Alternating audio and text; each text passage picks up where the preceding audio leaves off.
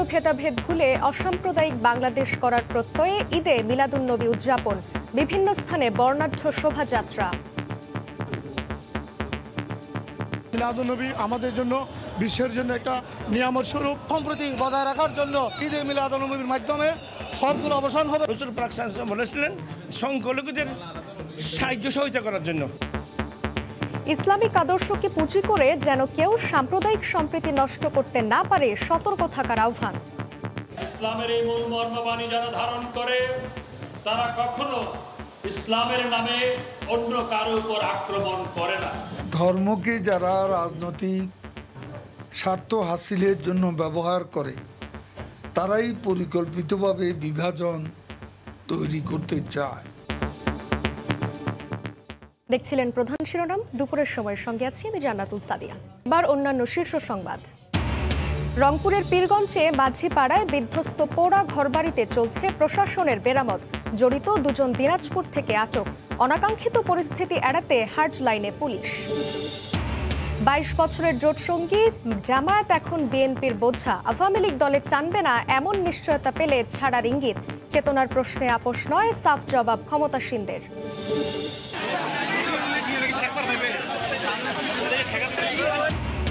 লালমনিরহাটে Teesta barrage পয়েন্টে বিপদসীমার 70 centimetre উপরে নদীর পানি, 8 ইউনিয়নের হাজার হাজার ঘরবাড়ি প্লাবিত, রেড অ্যালার্ট জারি। আরেক দফা কমল টিকা দেওয়ার বয়সসীমা, 18 বছরের বেশি বয়সী যে কেউ নিতে পারবেন করোনা ভ্যাকসিন, সুরক্ষা অ্যাপে নিবন্ধন উন্মুক্ত।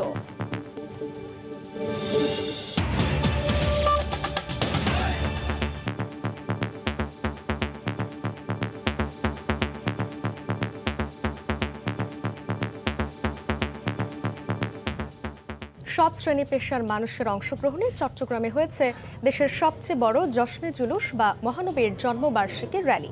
ঈদে মিলাদুন্নবীর দিনে মুসলিম মিল্লাতের মুক্তির দিশারি হযরত মুহাম্মদ সাল্লাল্লাহু আলাইহি ওয়াসাল্লামের জীবনাদর্শ স্মরণে জশ্নে জুলুসের ঢল নামে লাখো নবী প্রেমিকের। ধর্মের নামে ভেদাভেদ ভুলে অসাম্প্রদায়িক বাংলাদেশ বিনির্মাণে মহানবীর মানবতাবাদী আদর্শ ছড়িয়ে দেওয়ার আহ্বান জানান ইসলামী চিন্তাবিদরা। আশরাফুল আলম মামুনের ক্যামেরায় শফিকুল আলমের রিপোর্ট।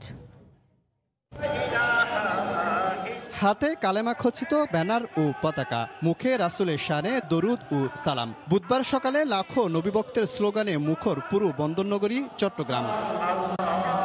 এর আগে আওলাদে রসুল সৈয়দ মোহাম্মদ সাবির শাহকে বহনকারী কাছে ঘেরা গাড়িটি যখন মুরাদপুর খানকা শরীফ থেকে বের হয় তখন লাখো নবীপ্রেমী মানুষের ঢল নামে নগর জুড়ে। বিশ্ব মানবতার মুক্তির দিশারেই মহানবীর আগমন ও ওফাতের দিনটিকে স্মরণে এবার চট্টগ্রামে অনুষ্ঠিত হয়েছে জশ্ন জুলুস। 4 কিলোমিটার দীর্ঘ এই শোভাযাত্রায় ছিল বর্ণাঢ্য মোটর র্যালি। মুসলিম উম্মার শান্তি কামনার পাশাপাশি মহানবীর আদর্শে উজ্জীবিত হয়ে জীবন গড়ার প্রত্যয় ব্যক্ত করেন মুসল্লিরা। সম্প্রীতি বজায় রাখার জন্য জশ্নে জুলুস ও ঈদে মিলাদুন্নবীর মাধ্যমে সবগুলো অবসান হবে, দূর হবে। ওনার দোয়ার উসিলায় যাতে আমরা শান্তির সুন্দর সমাজ গড়তে পারি। এ সময় সাম্প্রদায়িক সম্প্রীতি ইসলামের বড় দৃষ্টান্ত উল্লেখ করে শান্তির দেশ গড়ার কথা বলেন আয়োজক ও ইসলামী চিন্তাবিদরা। সব ধর্মের মানুষগুলো আমরা মানুষ হিসাবে একত্রে বসবাস করব, আমাদের মধ্যে একটা আন্ডারস্ট্যান্ডিং থাকবে, যার যার মন্দিরে তার ধর্ম পালন হবে, মসজিদে পালন হবে। আল্লাহর কোরআনে আছে রাসূল পাক সাল্লাল্লাহু আলাইহি ওয়াসাল্লাম বলেছিলেন সংখ্যালঘুদের সাহায্য সহযোগিতা করার জন্য। মহানবীর প্রতি ভালোবাসায় 1974 সাল থেকে চট্টগ্রামে জশ্ন জুলুস পালন করছে আঞ্জুমানে রহমানিয়া আহমদিয়া সুন্নিয়া ট্রাস্ট। রাসূল সাল্লাল্লাহু আলাইহি ওয়াসাল্লাম বলেছেন, যারা মানুষকে সাম্প্রদায়িকতার দিকে ডাকে এবং সাম্প্রদায়িকতার জন্য সংগ্রাম ও যুদ্ধ ঘোষণা করে তারা আমার দলভুক্ত নয়। এই হাদিস থেকে শিক্ষা নিয়ে সম্প্রীতির বাংলাদেশ গড়ার কথা বলছেন ইসলামী চিন্তাবিদরা। শফিকুল আলম, সময় সংবাদ, চট্টগ্রাম। এদিকে রাজধানীতে উদযাপন হচ্ছে মুসলমানদের অন্যতম ধর্মীয় উৎসব ঈদে মিলাদুন্নবী। ইসলামিক আদর্শকে পুঁজি করে যাতে কোনো গোষ্ঠী সাম্প্রদায়িক সম্প্রীতি নষ্ট করতে না পারে সে বিষয়ে সবাইকে সতর্ক থাকার আহ্বান জানান বিশিষ্টজনরা। তারা বলেন, ইসলামের মূলবাণী থেকে দূরে সরে গিয়েই সাম্প্রদায়িক হামলা চালাচ্ছে ধর্মান্ধ গোষ্ঠী। বুধবার সকালে জাতীয় প্রেস ক্লাবের সামনে থেকে শুরু হয় জশ্নে জুলুস। ঈদ এ মিলাদুন্নবীর মূল এ আয়োজন থেকে শান্তির বাণী ছড়িয়ে দিতে চেয়েছেন অংশগ্রহণকারীরা। শোভাযাত্রাটি রাজধানীর জিঞ্জিরায় গিয়ে শেষ হয়। ঈদ মানে আনন্দের দিন, তো আজ যেহেতু আমার নবীজির শুভ জন্মদিন সেহেতু আমরা সবাই খুশি। আমরা চাই বিশ্ববাসী শান্তিতে সবাই থাকুক, যারা শান্তি বিঘ্নিত করার জন্য সাম্প্রদায়িক যেটা সেই উস্কানি দিচ্ছে তীব্র নিন্দা জানাই।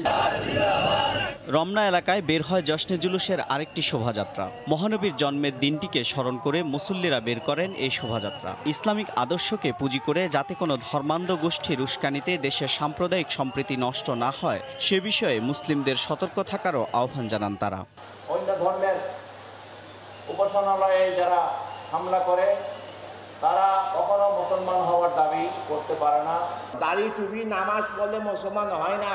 যাদের কলবে হুব্বে রসুল নাই এরা কখনো ইসলামের জন্য শান্তি বই আনতে পারে না। একই আয়োজনে অংশ নিয়ে তথ্য ও সম্প্রচার মন্ত্রী বলেন, যারা ইসলামের মর্মবাণী ধারণ করে তারা কখনোই অন্য ধর্মের উপর আক্রমণ করে না। ইসলামের এই মূল মর্মবাণী যারা ধারণ করে তারা কখনো ইসলামের নামে অন্য কারো উপর আক্রমণ করে না। রাসূল সাল্লাল্লাহু আলাইহি ওয়াসাল্লাম অন্য কারো উপর আক্রমণ করার শিক্ষা দেয় নাই, ইসলাম সেই শিক্ষা দেয় নাই। মহানগর নাট্য মঞ্চ থেকেও জশ্নে জুলুসের আরেকটি শোভাযাত্রা গুলিস্তান মোড়ে গিয়ে শেষ হয়। এমআর আমিন, সময় সংবাদ, ঢাকা। অন্য প্রসঙ্গ, রংপুরের পীরগঞ্জের মাঝিপাড়ায় রোদ বৃষ্টিতে টানা 4 দিন কাটানোর পর আজ ক্ষতিগ্রস্ত পরিবারগুলোর বিধ্বস্ত পোড়া ঘরবাড়িগুলো মেরামত শুরু করেছে প্রশাসন। কিছুটা স্বস্তি ফিরেছে ভুক্তভোগীদের জীবনে, দেওয়া হয়েছে খাদ্য সহায়তাও। এদিকে মাঝিপাড়ায় হামলার ঘটনায় দিনাজপুর থেকে 2 জনকে আটক করা হয়েছে। তারিকুল ইসলামের ক্যামেরায় রতন সরকারের রিপোর্ট। রোববার রাতে ধর্মান্ধতার আগুনে পোড়া মাঝিপাড়ার ঘরে ঘরে এখনো পড়ে আছে পোড়া ধান চাল, কাপড়, বই পুস্তক। গ্রামে নেই লক্ষ্মী পূজার কোনো আয়োজন। লঙ্গরখানার মতো খাদ্যের জন্য অপেক্ষায় উদম গায়ে ঘুরছে শিশুরা। তোমাদের কাপড় চোপড় কই, জামা পোড়া গেছে, বই খাতা ব্যাগ সবই পোড়া গেছে। এখন যত্ন খাবো ডাল সবজি এই সমস্ত খাওয়ার জন্য। উপজেলা প্রশাসনের দেয়া খাবারে 3-4 দিন কাটিয়ে দিতে পারলেও হামলাকারীদের লুণ্ঠনের হাত থেকে বেঁচে যাওয়া 2-4টি গরু ছাগলের খাদ্য নিয়ে বেশি দুশ্চিন্তা ক্ষতিগ্রস্তদের। আমার ঘরে গরু ছিল 3টা, যেটা ভালো সেটা বড় গরু, সেটাই আমার নিয়ে গেছে। একটু করে খাদ্য নিয়ে এসেছি, মানে একটার গরুর খাদ্য দিয়ে 3টা করে গরু দেওয়া নাকতেছে। আমি এখন বর্তমানে নিঃস্ব, আমার বলতে কিছু নাই, আর ঘরে সবকিছু লুটপাট করে নিয়ে গেছে। তবে জেলা প্রশাসক জানালেন, আজ থেকে ক্ষতিগ্রস্ত 28টি পরিবারের বাড়িঘর মেরামত করার কাজ হবে। অব্যাহত থাকবে খাদ্য সহায়তাও। শুকনো খাবার দিয়েছি, শাড়ি, লুঙ্গি দিয়েছি, আর্থিক সহায়তা এবং শিশু খাদ্য, এবং এখানে যেহেতু অনেক গবাদি পশু আছে সেই পশু খাদ্য দিবেন। ফেসবুকে এক কিশোরের স্ট্যাটাস দেওয়াকে কেন্দ্র করে গত রোববার রাতভর এই গ্রামে তাণ্ডব চালায় দুর্বৃত্তরা। লুটপাট, অগ্নিসংযোগ ও ভাঙচুর করে প্রায় 65 পরিবারের সর্বস্ব। রতন সরকার, সময় সংবাদ, রংপুর। সহিংসতায় জড়িতদের গ্রেফতার ও অনাকাঙ্ক্ষিত পরিস্থিতি এড়াতে পুলিশকে হার্ড লাইনে যাওয়ার নির্দেশ দিয়েছে সদর দফতর। ভাঙচুর, অগ্নিসংযোগে জড়িত ব্যক্তি, ইন্ধনদাতা ও পরিকল্পনাকারীদের আলাদা তালিকা তৈরিরও নির্দেশনা দেওয়া হয়েছে। ও অজ্ঞাতনামা আসামি অন্তত 20,000, গ্রেফতার করা হয়েছে প্রায় 500 জনকে। এ অবস্থায় সারা দেশের পুলিশের ইউনিটগুলোর প্রধান থেকে শুরু করে জেলার পুলিশ সুপারদের সঙ্গে ভার্চুয়াল বৈঠক করেছেন সদর দপ্তরের কর্মকর্তারা। বৈঠকে সাম্প্রতিক সময়ে ঘটনায় জড়িতদের আইনের আওতায় আনার পাশাপাশি ভবিষ্যতে এই ধরনের অনাকাঙ্ক্ষিত ঘটনা রোধে হার্ডলাইনে থাকার নির্দেশ দেওয়া হয়েছে। যারা সামাজিক যোগাযোগ মাধ্যমে উস্কানি ছড়াচ্ছে, মিথ্যা তথ্য দিচ্ছে, তাদের বিষয়েও ব্যবস্থা নেওয়ার নির্দেশ রয়েছে। সোশ্যাল মিডিয়াতে অনেকেই প্রপাগান্ডা বা বিভিন্ন ভুয়া পোস্ট দিয়ে তাৎক্ষণিকভাবে একটি কেওয়াস তৈরির একটা পরিকল্পনা অনেক ষড়যন্ত্র করে করছে, আগেও করেছে, এখনও করছে। তো এগুলো আমাদের যে সোশ্যাল মিডিয়া, আমাদের একটা মনিটরিং সিস্টেম আছে। সহিংসতার আগে পরে মিছিলে অংশ নেওয়া ব্যক্তি থেকে শুরু করে ভাঙচুর, অগ্নিসংযোগে জড়িত ব্যক্তি, ইন্ধনদাতা ও পরিকল্পনাকারীদের আলাদা তালিকা তৈরির নির্দেশনাও দেওয়া হয়েছে। এই ধরনের যারা প্রপাগান্ডা করে তারা কিন্তু ইচ্ছাকৃতভাবেই করছে এবং সেটা ঠেকানো আমাদের মূল কাজ। সেগুলো পুলিশ হেডকোয়ার্টার নির্দেশনা আছে, সেভাবে আমরা কাজ করছি। আইন শৃঙ্খলা বাহিনীর দায়িত্ব পালনে কোনো ব্যত্যয় ছিল কিনা তাও আলোচনায় উঠে আসে। বুলবুল রেজা, সময় সংবাদ, ঢাকা। বিএনপি ছেড়ে দিলে স্বাধীনতা বিরোধী জামায়াতকে আওয়ামী লীগ জোটে ভেড়াতে পারে এমন শঙ্কার কথা বলছেন দলটির অন্যতম ভাইস চেয়ারম্যান মেজর অবসরপ্রাপ্ত হাফিজউদ্দিন আহমেদ। তবে বিষয়টিকে হাস্যকর মনে করছে আওয়ামী লীগ। যুদ্ধাপরাধের দায়ী জামায়াতকে সঙ্গে নিয়ে রাজনীতিতে কোনো আপোষ নয় বলে সাফ জানিয়ে দিয়েছে আওয়ামী লীগ। রাশেদ লিমনের রিপোর্ট। মহান মুক্তিযুদ্ধের বিরোধিতা করে নিষিদ্ধ হলেও ক্ষমতার পালাবদলে জামায়াতে ইসলাম সুযোগ পায় রাজনীতির। আর 2001 সালে 4 দলীয় জোটে অংশ নিয়ে বিএনপির সঙ্গে ক্ষমতার ভাগ পায় যুদ্ধাপরাধের জন্য দায়ী দলটি। 2008 সালে নির্বাচনের মাধ্যমে আওয়ামী লীগ ক্ষমতায় আসলে নিজেদের নির্বাচনী ইশতেহার বাস্তবায়নে শুরু করে যুদ্ধাপরাধের বিচার। আন্তর্জাতিক অপরাধ ট্রাইব্যুনালের রায়ে যুদ্ধাপরাধের দায়ী হয় জামায়াত। নির্বাচন কমিশনের খাতায় বাতিল হয় নিবন্ধন। সেই থেকে বিএনপির ঘাড়ে চেপেই রাজনীতির মাঠে দলটি। যুদ্ধাপরাধের দায়ে অভিযুক্ত দলটিকে নিয়ে পথ চলায় কম সমালোচনায় পড়তে হয়নি বিএনপিকে। তবে গেল কয়েক বছরে দলটি জামায়াতের ইস্যুতে কখনোই স্পষ্ট করে কিছু বলেনি। বিএনপির এই শীর্ষ পর্যায়ের নেতা বলছেন, এই মুহূর্তে দলটি বিএনপির জন্য গুরুত্বপূর্ণ কোনো সহযোগী না মানলেও ছেড়ে দিলে রাজনীতির হিসেবটা কি হবে সেই শঙ্কা থেকেই সিদ্ধান্ত নিতে পারছেন না তারা। জামাত ইসলামে এমন কোনো শক্তিশালী দল না যে তারা বাংলাদেশের ভাগ্য নির্ধারণ করতে পারবে, তাদের এখনো সেই শক্তি নেই। বিএনপি যদি জামাতকে ত্যাগ করে দেখা যাবে যে মহানন্দে দুহাত বাড়িয়ে আওয়ামী লীগ তাদেরকে গ্রহণ করছে, সেটাও আমাদের জন্য অভিপ্রেত নয়। আওয়ামী লীগ যদি ক্লিয়ার কাট বলে যে আমরা জামাতকে সঙ্গে নেব না, তাহলে বিএনপিও এই বিষয়ে চিন্তা ভাবনা করবে। তবে এমন সম্ভাবনা উড়িয়ে দিয়ে আওয়ামী লীগ বলছে স্বাধীনতার চেতনার প্রশ্নে আপোষ করবে না তারা। আওয়ামী লীগের সঙ্গে জামাতের কখনোই সম্পর্ক হওয়ার কোনো সুযোগ নেই। কোনো কালে আওয়ামী লীগের সঙ্গে জামাতের ইসলামের সম্পর্ক ছিল না। বিএনপিরা এই কথাটা বলে তাদের সঙ্গে যে জামাতের একটা সখ্যতা, সেটাকে জায়েজ করার জন্য এই ধরনের কথা বলে।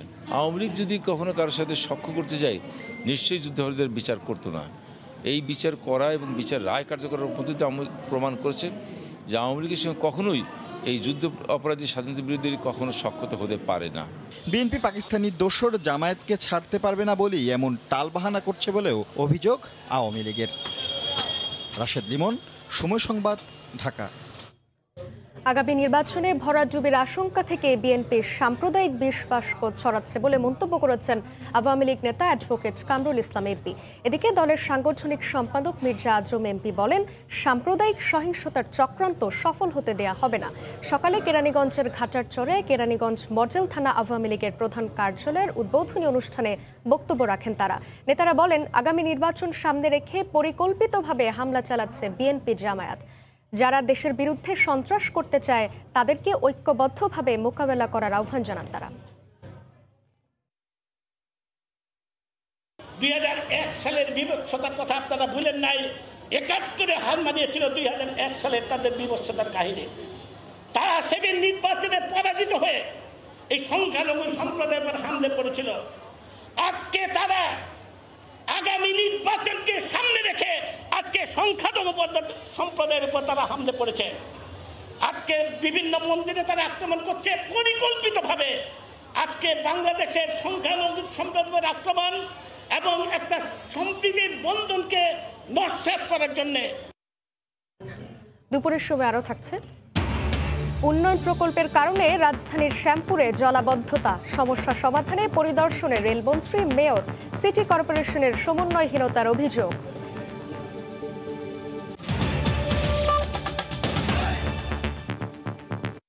অসময়ে বাড়ল তিস্তার পানি। পানির তোড়ে ভেঙে গেছে বন্যা বাইপাস সড়ক। ব্যারেজ পয়েন্টে পানি বিপদসীমার 70 সেন্টিমিটার ওপর দিয়ে প্রবাহিত হচ্ছে। ব্যারেজ এলাকায় রেড অ্যালার্ট জারি করেছে স্থানীয় প্রশাসন। মোফাক্খারুল ইসলাম মজনুর পাঠানো তথ্য ও ছবি নিয়ে রিপোর্ট।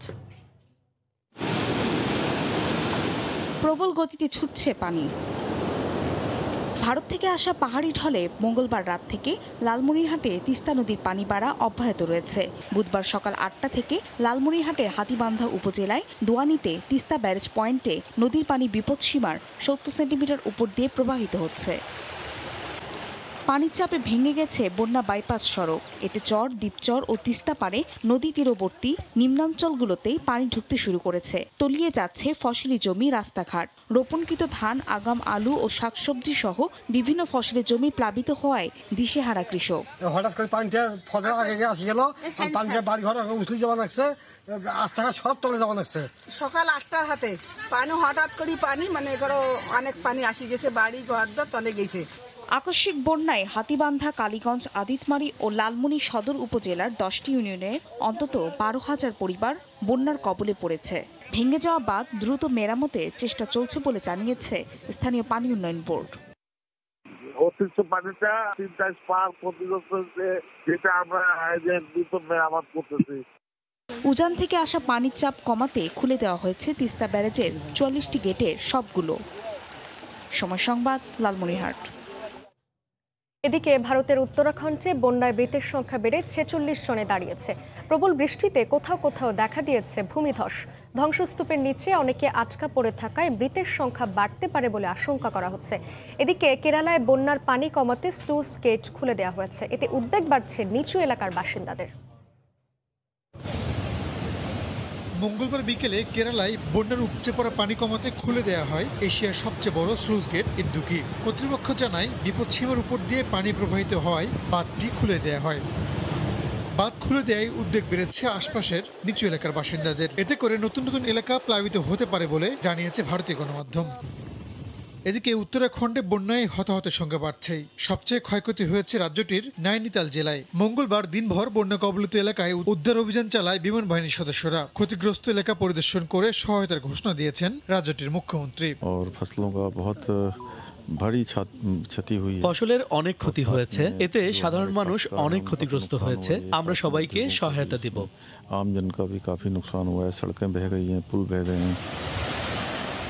উত্তরাখণ্ড ও কেরালায় হতাহতদের পরিবারের প্রতি গভীর সমবেদনা জানিয়েছেন প্রধানমন্ত্রী নরেন্দ্র মোদী। দ্রুত উদ্ধার কাজ শেষ করতে নির্দেশনা দেন তিনি। উত্তরাখণ্ডের পাশাপাশি দিল্লি সহ ভারতের অন্যান্য রাজ্যেও ভারী বৃষ্টিপাত অব্যাহত আছে। রায়হানুল রানা, সময় সংবাদ। ভারতের বন্যা পরিস্থিতির খবর জানাতে কলকাতা থেকে যুক্ত দিচ্ছেন সহকর্মী সুব্রত আচার্য। সরাসরি যাচ্ছি তার কাছে। সুব্রত। সাদিয়া, আপনাকে ধন্যবাদ। সাদিয়া, আপনি জানেন যে উত্তরাখণ্ডের অন্যতম বড় একটি জেলা নৈনিতাল শুধু যে বড় জেলা নয়, এটি ভৌগোলিকভাবে, প্রাকৃতিকগতভাবে অত্যন্ত সৌন্দর্য সাক্ষী রাখে। সেখানে বেশ কিছু লেক রয়েছে, জলাশয় রয়েছে এবং পাহাড়ও রয়েছে, যাতে দেশ বিদেশের পর্যটকরা সেখানে যান। ইতিমধ্যেই সরকারিভাবে যা বলা হচ্ছে যে প্রায় 3000 ভারতের অন্য রাজ্যের, অর্থাৎ উত্তরাখণ্ডের নয়, 3000 পর্যটক রয়েছেন সেখানে কিন্তু তারা আটকে রয়েছেন এবং তাদেরকে উদ্ধারের চেষ্টা কিন্তু উত্তরাখণ্ড প্রশাসন এবং কেন্দ্রীয় সরকারের পক্ষ থেকে করা হচ্ছে। ইতিমধ্যে জানেন যে সরকারিভাবে গত কয়েকদিনে, অর্থাৎ 4 দিন ধরে সেখানে টানা বর্ষণ চলছে। সেখানে এখনো পর্যন্ত সরকারিভাবে বলা হচ্ছে 42 জনের মৃত্যু হয়েছে। শুধুমাত্র নৈনিতাল, যে জেলাটি সবচেয়ে বেশি ইফেক্টেড প্রবল বর্ষণে, জলাবদ্ধতার কারণে, সেখানেই মারা গিয়েছেন 28 জন। আর বাকি আশেপাশে যে জেলাগুলো তো আছে সেখানেই এই মৃত্যুর খবরাখবর জানা যাচ্ছে এবং মৃতের সংখ্যা যে আরো বাড়বে তা কিন্তু বলার অপেক্ষা রাখে না। আপনাকে জানিয়ে রাখি, উত্তরাখণ্ড, কেরালাও একই অবস্থা, যে কেরালাও বন্যার যে পরিস্থিতি, প্রবল বর্ষণের কারণে সেখানেও কিন্তু পরিস্থিতি অবনতি হচ্ছে। আর এর সঙ্গে নতুন যোগ হয়েছে আমাদের পশ্চিমবঙ্গের উত্তরের জেলাগুলো। দার্জিলিং জেলায় গত দুদিনে প্রায় 400 মিলিমিটার বৃষ্টিপাত হয়েছে। ইতিমধ্যেই 55 নম্বর জাতীয় সড়ক, যেটি হচ্ছে শিলিগুড়ি থেকে গ্যাংটক পর্যন্ত যায়, সেই জাতীয় সড়কের ওপর ধস নেমেছে। একই সঙ্গে 10 নম্বর জাতীয় সড়ক, যেটি দার্জিলিং এ মানে পাহাড়ে যায়, সমতল থেকে পাহাড়ে যায়, সেই 10 নম্বর জাতীয় সড়কেও কিন্তু তিস্তার যে জল, সেই জল জাতীয় সড়ক উপচে বা ঘরবাড়িতে ঢুকেছে এবং ব্যাপক পাহাড়ি ধস শুরু হয়েছে। তিস্তার শিলিগুড়ি অঞ্চলে তিস্তার জল, ইতিমধ্যে জানেন যে তিস্তার জল বাড়ার ফলে কিন্তু সেই জলটি বাংলাদেশেও ঢুকে গিয়েছে এবং বাংলাদেশেও কিন্তু এখন এই মুহূর্তে অকাল বন্যা পরিস্থিতি তৈরি হবে এবং তিস্তার জল কিন্তু আগামী কয়েকদিনে আরো বৃদ্ধি পাবে, যাতে কিন্তু বাংলাদেশে স্বাভাবিকভাবেই বন্যা পরিস্থিতি আরো অন্ততপক্ষে বেশ কয়েকটি জেলা যে এফেক্টেড হবে তা কিন্তু বলার আর অপেক্ষা রাখে না। তো সাদিয়া, এই ছিল আমার কাছে ভারতের উত্তরাখণ্ড এবং পশ্চিমবঙ্গের সার্বিকভাবে বন্যা পরিস্থিতির আমার কাছে থাকা সবশেষ। সাদিয়া। বন্যা পরিস্থিতির খবর জানাতে কলকাতা থেকে যুক্ত ছিলেন সহকর্মী সুব্রত আচার্য। আরেক দফা কমল টিকা নেয়ার বয়সসীমা। বুধবার সুরক্ষা অ্যাপে উন্মুক্ত হয় 18 বছরের বেশি সব নাগরিকের জন্য সুরক্ষা অ্যাপে নিবন্ধনের সুযোগ। এদিকে SMS পাঠানোর পরও টিকা কার্যক্রম বন্ধ থাকায় কোনো কোনো কেন্দ্রে বিক্ষোভ করেন টিকা প্রত্যাশীরা। সরকারি ছুটির দিন হওয়ার পরও SMS পাঠানোয় সৃষ্টি হয় এই বিশৃঙ্খলা। অবশেষে আরেক দফা কমল টিকা নেয়ার বয়সসীমা। এখন থেকে 18 বছরের বেশি সব বয়সী মানুষ টিকা নিতে পারবেন। টিকা নেওয়ার জন্য উন্মুক্ত হলো সুরক্ষা অ্যাপে জাতীয় পরিচয়পত্রধারী সব নাগরিকের নিবন্ধন করার সুযোগ। হচ্ছে করোনা স্প্রেড হচ্ছে এবং স্কুল কলেজ খুলে দিয়েছে, যদি তাদের আক্রান্ত হওয়ার রেটটা যদি ভ্যাকসিন নেওয়ার ফলে কমে যাবে, ফলে এটা অবশ্যই একটা ভালো ডিসিশন। সবাইকেই নিতে হবে, কারণ টিকাটা নেওয়ার পরে কিন্তু বাংলাদেশে যে ডেটের কথাটা হচ্ছে সবাই বলতেছে, এটা কিন্তু আসলেই হচ্ছে অনেকটা ফল করেছে। চলতি বছরের মধ্যেই দেশের 8 কোটি মানুষ বা 50% জনগোষ্ঠীকে টিকার আওতায় আনার লক্ষ্যমাত্রা ঠিক করেছে সরকার। এদিকে ঈদে মিলাদুন্নবী উপলক্ষে সরকারি ছুটির দিন হওয়া সত্ত্বেও নিবন্ধিত ব্যক্তিদের টিকা নেওয়ার জন্য SMS পাঠানো হয়েছিল সোহরাওয়ার্দী মেডিকেল কলেজ কেন্দ্র থেকে। আর কেন্দ্রে এসে টিকা কার্যক্রম বন্ধ থেকে ক্ষোভে ফেটে পড়েন প্রত্যাশীরা। এই যে একটা জনগণের হয়রানি, এটা তো আসলে মেনে নেওয়া যায় না। আমাদের সাথে আরো 4-5 জন ছিল, ওনারা অনেক রিকোয়েস্ট করছে, পরে দিলই না, অনেক ঝামেলা করছে আর কি। অনেকের বিদেশে যেতে প্রয়োজন ফাইজারের টিকা। সোহরাওয়ার্দী মেডিকেল কেন্দ্রে যারা টিকা নিতে নিবন্ধন করেছেন তাদের বড় অংশই প্রবাসী। টিকা নিতে অনেককেই আসতে হয়েছে দেশের নানা প্রান্ত থেকে, তাই তাদের ভোগান্তিও বেশি। আমরা সিলেট থেকে আইছি, প্রায় 2 জনের 4000 টাকা খরচ হয়েছে। এরপরে তো খাওয়া দাওয়া অনেক কিছু আছে। এই মেসেজটা কেন চেঞ্জ করে দিল না যে এটা আগামী 21 তারিখ থেকে আমরা দিব, এটা দিল না? এই কাজটা কেন করলো সরকারের কাছে এবং এই জায়গা যারা কর্তৃপক্ষ আছে তাদের কাছে আমাদের এটা জিজ্ঞেস করা। হাসপাতাল কর্তৃপক্ষ অবশ্য এমন অদ্ভুত কাণ্ডের জন্য দুঃখ প্রকাশ করেই দায়ী সারছেন। আসলে এটা আমাদের কিছু করার ছিল না, যেহেতু সরকারি নির্দেশনা অনুসারে আমাদের 19 তারিখের ছুটিটা 20 তারিখে কনভার্ট করা হয়েছে। কর্তৃপক্ষ বলছে SMS পাওয়া সবাই বিশেষ ব্যবস্থায় টিকা নিতে পারবেন বৃহস্পতিবার। ফারুক ভিয়া, রবিন, সময় সংবাদ, ঢাকা। কোভিডের কারণে 1 বছর বন্ধ থাকার পর বুয়েটের 2020-21 শিক্ষাবর্ষের ভর্তি পরীক্ষা অনুষ্ঠিত হচ্ছে। এবারই প্রথম MCQ ও লিখিত 2 ভাবে মূল্যায়নের পর বুয়েটে ভর্তির সুযোগ পাবেন পরীক্ষার্থীরা। বিশ্ববিদ্যালয় প্রশাসন জানিয়েছে, বর্তমানে ছুটিতে থাকা বুয়েট শিক্ষার্থীরা 13 নভেম্বর থেকে আবারও অনলাইনে ক্লাস শুরু করবেন। বাংলাদেশ প্রকৌশল বিশ্ববিদ্যালয় বুয়েটে 2020-21 শিক্ষাবর্ষের ভর্তি পরীক্ষা অনুষ্ঠিত হয় বুধবার। অনিশ্চয়তা কাটিয়ে নির্ধারিত সময়ের 1 বছর পর ভর্তি পরীক্ষায় অংশগ্রহণ করতে পেরে উচ্ছ্বসিত শিক্ষার্থীরা। আমরা আস্তে আস্তে আমাদের কলেজ লাইফ পার করে নতুন ভার্সিটি লাইফে আমরা পা দিতে যাচ্ছি, তো সেই হিসাবে এই জিনিসটা আসলে খুবই আনন্দদায়ক। অন্যান্য সব ভার্সিটির তুলনায় এটা 2 বার মূল্যায়ন হইতেছে। এবার মনে হয় একটু কম্পিটিশনটা যারা ভালোর দিকে তারাই এগিয়ে থাকবে আর। এবার MCQ ও লিখিত 2 পদ্ধতিতে মূল্যায়নের পর বুয়েটে ভর্তির সুযোগ পাবেন ভর্তিচ্ছুরা। নতুন পরীক্ষা পদ্ধতি নিয়ে মিশ্র প্রতিক্রিয়া জানিয়েছেন ভর্তিচ্ছুরা। 1 ঘন্টায় 100টা MCQ, তার উপর ম্যাথমেটিক্স থাকে অনেক বেশি, সেটা সলভ করাটা খুব ঝামেলা হয়ে যায়। যেহেতু আমাদের অটো পাসের উপর ভিত্তি করে দেওয়া হচ্ছে, সেহেতু ঠিক আছে, কিন্তু কোশ্চেনটা একটু সহজ হলে ভালো হতো। ওরা যদি প্রথম পর্বের পরীক্ষাটা না নিত তাহলে অনেকে হয়তোবা বঞ্চিত হতো। এই পদ্ধতিতে একজন শিক্ষার্থীকে নির্বাচনী ও লিখিত 2টি পরীক্ষায় অংশগ্রহণ করতে হচ্ছে। ফলে ঢাকার বাইরে থেকে আসা শিক্ষার্থীরা পড়েছেন বিড়ম্বনায়। তো যারা প্রত্যন্ত অঞ্চল থেকে আসছে তাদের কষ্টকর 2 বার আসা। ছাত্রদেরকে বেছে নিতে হইলে আমার মনে পদ্ধতি সমস্যা হইলেও ভালো।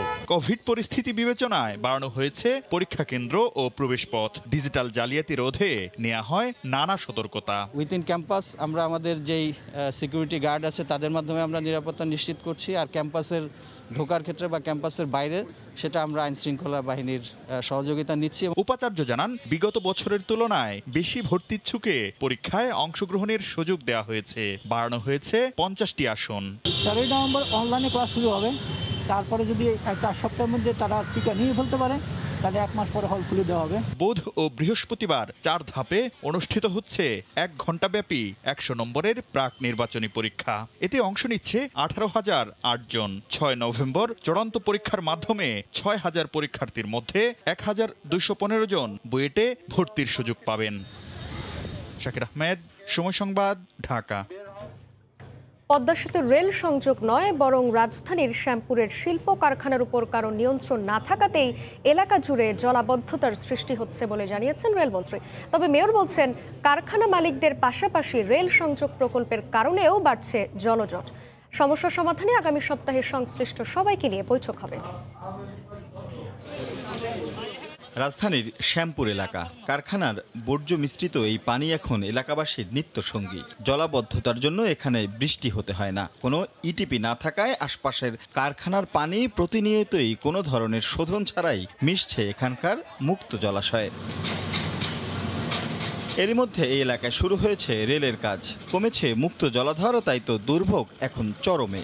রাস্তা হওয়ার পর তো কোনো খোলামালাই আসলে ওই সময় কারখানাও কম ছিল, পানিও অত যায় না। এখন কারখানা বেশি হয়েছে, এখন পানি যায় রাস্তায় ওভারটেক করেও যায়। যেন রেল এবং ট্রেনের এবং এলাকাবাসীর কোনো ক্ষতি না হয়, সম্পূর্ণভাবে তাদের পানি বন্ধ করে দেওয়া হোক। এমন বাস্তবতায় রেলমন্ত্রী আর দক্ষিণের মেয়র মিলে যান এলাকা পরিদর্শনে। প্রকল্পের কারণে কিছু পানি প্রবাহ বন্ধ হওয়ার বিষয়টি প্রকল্প সংশ্লিষ্টদের কাছে তুলে ধরেন মেয়র। আপনাকে প্রকৌশলী সলিউশন বের করতে হবে, ন্যাচারাল ফ্লোকে রেখে আপনাকে প্রকৌশলী সলিউশন। যদিও পরে রেলমন্ত্রী জানান, রেল সংযোগের কারণে জলাবদ্ধতা হচ্ছে এমন তথ্যের প্রমাণ মেলেনি।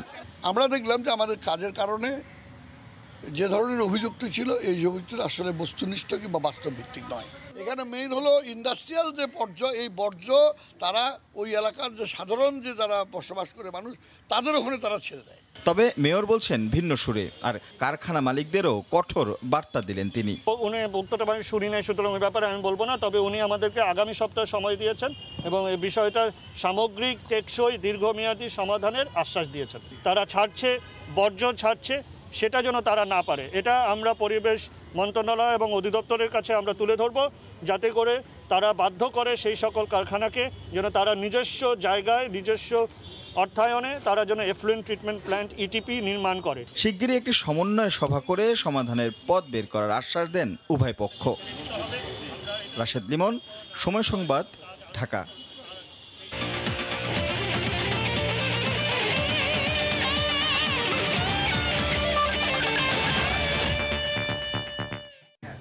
টি-20 বিশ্বকাপের বাছাই পর্বে কাল ডু অর ডাই ম্যাচে পাপুয়া নিউগিনির বিপক্ষে মাঠে নামবে বাংলাদেশ। টানা ম্যাচ খেলায় আজ বিশ্রাম নেবেন টাইগাররা। এই মুহূর্তে ওমানে আছেন রিপোর্টার সাজিদ মুস্তাহিদ। সরাসরি যাচ্ছি তার কাছে। সাজিদ, সাদিয়া, বাংলাদেশ যেটা বলছিলেন, কালকে বাংলাদেশের খুব গুরুত্বপূর্ণ একটি ম্যাচ সুপার 12-এ যাওয়ার জন্য বাংলাদেশের এখনও কিন্তু নিশ্চিত হয়নি। গতকালকের ম্যাচটিতে জয় পাওয়ার পর যেটা হয়েছে, বাংলাদেশ এখনও টি-20 বিশ্বকাপে টিকে রয়েছে। বাট সুপার 12-এ যাওয়ার জন্য কিন্তু আগামীকালকে যে ম্যাচটি রয়েছে পাপুয়া নিউগিনির বিপক্ষে, তাদের সাথে একটা বড় ব্যবধানে বাংলাদেশকে জিততে হবে। তাহলেই কেবল বাংলাদেশের সুপার 12 বা পরের পর্ব নিশ্চিত হবে। আমরা জানি বাংলাদেশ গ্রুপে এখন 3 নম্বর অবস্থানে আছে। বাংলাদেশ ওমানের সমান 2 পয়েন্ট এবং শীর্ষে আছে স্কটল্যান্ড।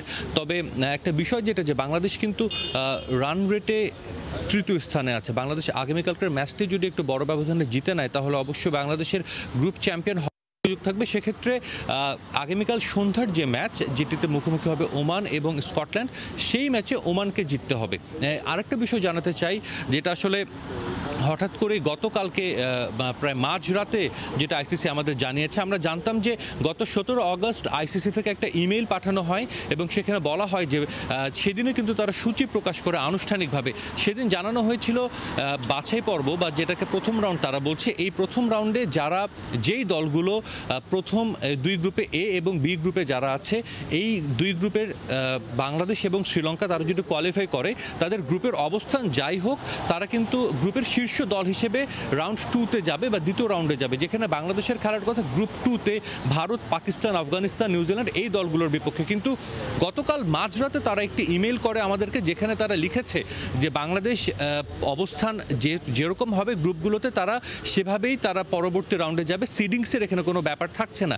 সেই হিসেবে যদি বাংলাদেশ কালকের ম্যাচে জয় পায় এবং বাংলাদেশ যদি দ্বিতীয় স্থানে থাকে, সেক্ষেত্রে বাংলাদেশ কিন্তু পরের রাউন্ডে যাবে অন্য গ্রুপ এতে, যে গ্রুপে আসলে ইংল্যান্ড অস্ট্রেলিয়ার মতো দলগুলো আছে। তো আসলে আইসিসি শেষ মুহূর্তে এসে কেন এমনটি করলো এটা কিন্তু কারোই বোধগম্য নয়। একই সঙ্গে এতে কিন্তু বাংলাদেশ শুধু না, সব দলেরই পরিকল্পনা একটা বড় ধাক্কা খাবে, কারণ আমরা জানি প্রতিপক্ষ নিয়ে অনেক আগে থেকে অ্যানালাইসিস করা হয়, সেইভাবে গেম প্ল্যান সেট করা হয়। তো তারপরও নিশ্চয়ই আইসিসি বিষয়টা, যেহেতু এখনও 2-3 দিন সময় আছে, এর মধ্যে বিষয়টা ক্লিয়ার করবে। তো আমার কাছে মাস্কাট থেকে এই ছিল সবশেষ খবর। টি-20 বিশ্বকাপের বাছাই পর্বে কাল পাপুয়া নিউগিনির বিপক্ষে লড়বে বাংলাদেশ। সে খবর জানাতে ওমান থেকে যুক্ত ছিলেন সহকর্মী সাজিদ মোস্তাহিদ। দুপুরের সময় আরও থাকছে, নাম বদলাতে যাচ্ছে ফেসবুক, আগামী সপ্তাহেই আসতে পারে ঘোষণা। প্রতিষ্ঠানের পুনর্গঠনের জন্যই এমন উদ্যোগ বলছে কর্তৃপক্ষ।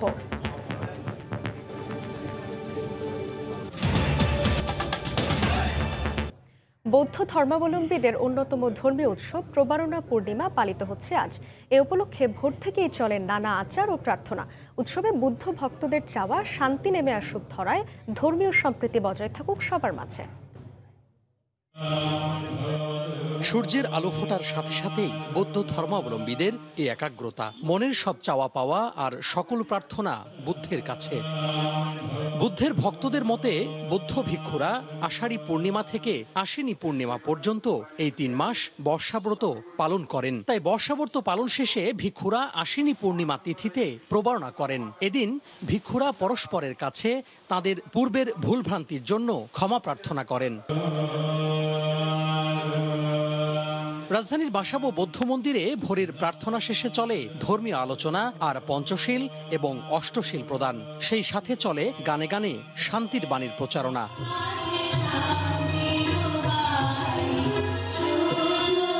ভক্তদের চাওয়া অসাম্প্রদায়িক চেতনায় ভালো থাকুক বাংলাদেশ। বাংলাদেশ একটি অসাম্প্রদায়িক দেশ এবং সেটাই যেন বজায় থাকে, এটাই আমাদের চাওয়া। সবার জন্য অনেক অনেক আশীর্বাদ, পরিবারের জন্য কল্যাণ কামনা করেছি। আশ্বিনী পূর্ণিমার দিনে এই উৎসবটি পালিত হয়। এই দিন বুদ্ধ তাবুতিংশ স্বর্গে তার মাকে ধর্ম উপদেশ দেওয়ার জন্য গিয়েছিলেন। বৌদ্ধ কৃষ্টি প্রচার সংঘ আয়োজিত ধর্মীয় আলোচনায় অংশ নিয়ে বাংলাদেশে নিযুক্ত ভারতীয় হাই কমিশনার বিক্রম দোরাইস্বামী বলেন, মানবতা ও ভ্রাতৃত্বের কথা বলেছেন গৌতম বুদ্ধ।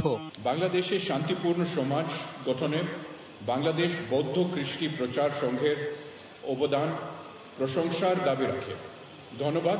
প্রবর্ণা পূর্ণিমার আন্তরিক শুভেচ্ছা। সাম্প্রদায়িক সম্প্রীতি রক্ষাটা বাংলাদেশে একটা দৃষ্টান্তমূলক অবদান রাখছে, সেটা আমরা চাই। আমরা অশান্তি চাই না, আমরা সাম্প্রদায়িক সম্প্রীতি চাই। সবাই ভালো থাকবেন, ভালো থাকার জন্য অনুরোধ করতেছি এবং সাম্প্রদায়িক সম্প্রীতি রক্ষা করার জন্য অনুরোধ জানাচ্ছি সবাইকে। প্রবারণা পূর্ণিমার পরদিন থেকে পরবর্তী 1 মাস কার্তিক পূর্ণিমা পর্যন্ত কঠিন চিবরদান সম্পন্ন হয়ে থাকে। তোহা খান তামিম, সময় সংবাদ, ঢাকা।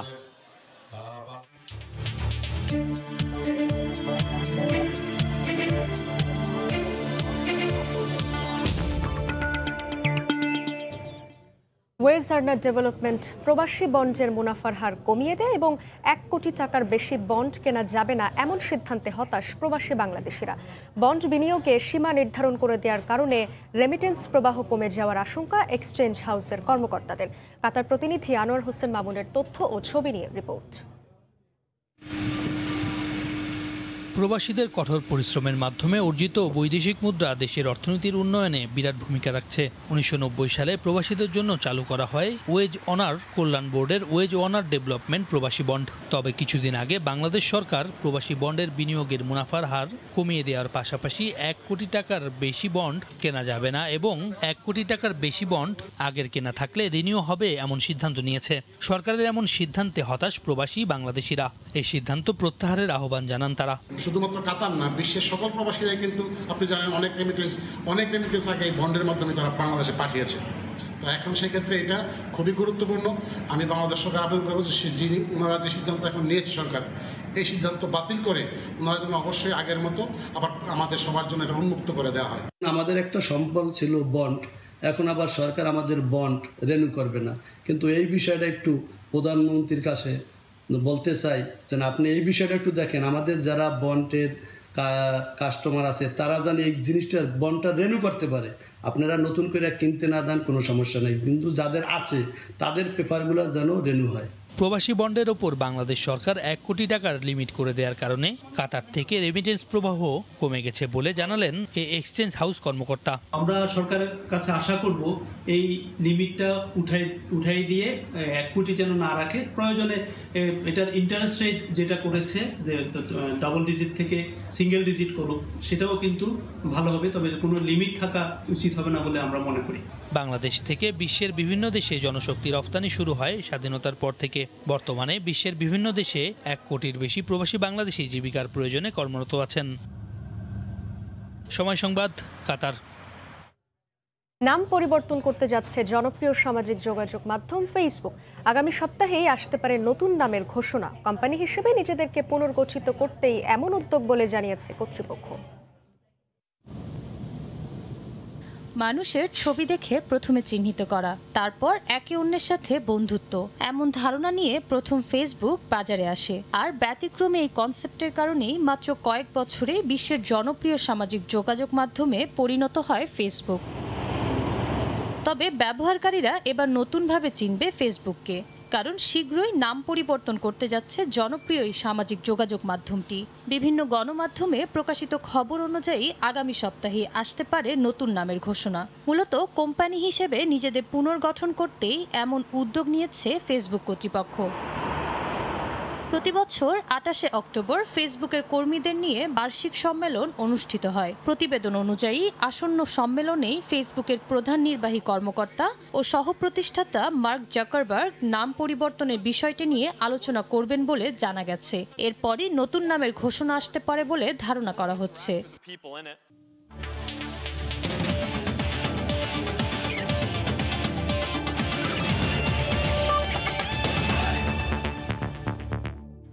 আবারও টি-20 বিশ্বকাপে গ্রুপ পর্বের ব্যাপারে সিদ্ধান্ত পাল্টালো ক্রিকেটের সর্বোচ্চ নিয়ন্ত্রক সংস্থা আইসিসি।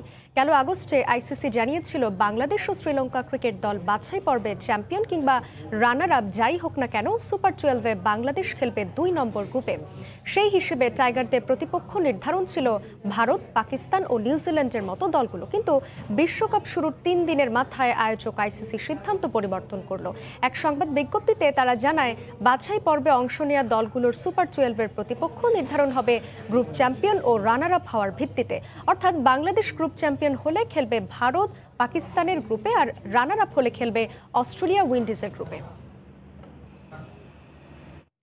গ্রুপ পর্বের ম্যাচে রাতে আয়ারল্যান্ডের মুখোমুখি হবে ফেভারিট শ্রীলঙ্কা। আবুধাবিতে ম্যাচটি শুরু হবে বাংলাদেশ সময় রাত 8টায়। এই গ্রুপে নিজেদের প্রথম ম্যাচে নামিবিয়ার বিপক্ষে 7 উইকেটের জয় পায় শ্রীলঙ্কা। এবার লঙ্কানদের প্রতিপক্ষ আয়ারল্যান্ড। দলগত পারফরমেন্স উপহার দিয়ে এ ম্যাচে জয়ের প্রত্যয় লঙ্কানদের। অন্যদিকে একই গ্রুপের অন্য ম্যাচে নেদারল্যান্ডসের মুখোমুখি হবে নামিবিয়া। এই ম্যাচটি মাঠে গড়াবে বিকেল 4টায়। এর আগে প্রথম ম্যাচে আয়ারল্যান্ডের কাছে 7 উইকেটে হেরে যায় নেদারল্যান্ডস। দুপুরের সময়ের শীর্ষ সংবাদ জানিয়ে দিচ্ছে আরেকবার।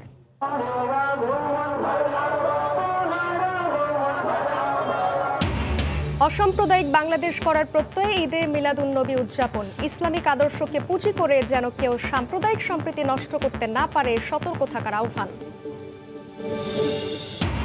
রংপুরের পীরগঞ্জে মাঝিপাড়ায় বিধ্বস্ত পোড়া ঘরবাড়িতে চলছে প্রশাসনের মেরামত। জড়িত 2 জন দিনাজপুর থেকে আটক। অনাকাঙ্ক্ষিত পরিস্থিতি এড়াতে হার্ট লাইনে পুলিশ।